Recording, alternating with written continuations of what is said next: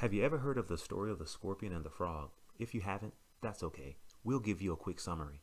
While this story may not be directly from the Bible, it has many scriptural references. There's a frog that is sitting on the banks of the river minding its own business, when up comes a scorpion, asking the frog to give him a ride across to the other side.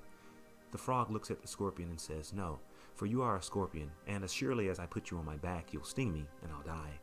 The scorpion assures the frog that, "Hey, once I get to the other side, I simply have business to attend to, and I will need a ride back. So if I sting you once we reach the other side, I'll be stranded. Or if I sting you while we're in mid-swim, not only will you die, but I will die, for I cannot swim." The frog begins to think this over and rationalizes that this is okay. So as they begin their swim, about midway in the river, the frog feels a sharp pain in its back, and it looks over to the scorpion and says, "What have you done? I will die, and so will you." The scorpion looks down at the frog and says, "I cannot help it, for this is my nature." Brothers and sisters, what this story shows us is that there is no rationalizing with sin.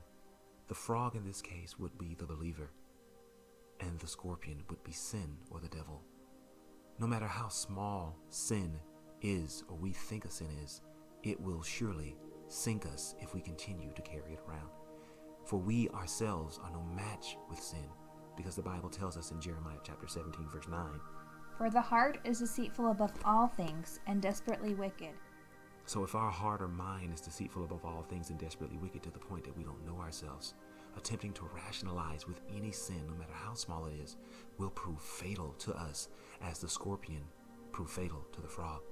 The only way for us to have any victory over sin in anything in life is to abide in Christ, according to John chapter 15 verse 5. "He that abideth in me, and I in him, the same bringeth forth much fruit, for without me you can do nothing." And once we abide in Christ, the Bible promises us in Jude verse 24, "Now unto him that is able to keep you from falling, and to present you faultless before the presence of his glory with exceeding joy."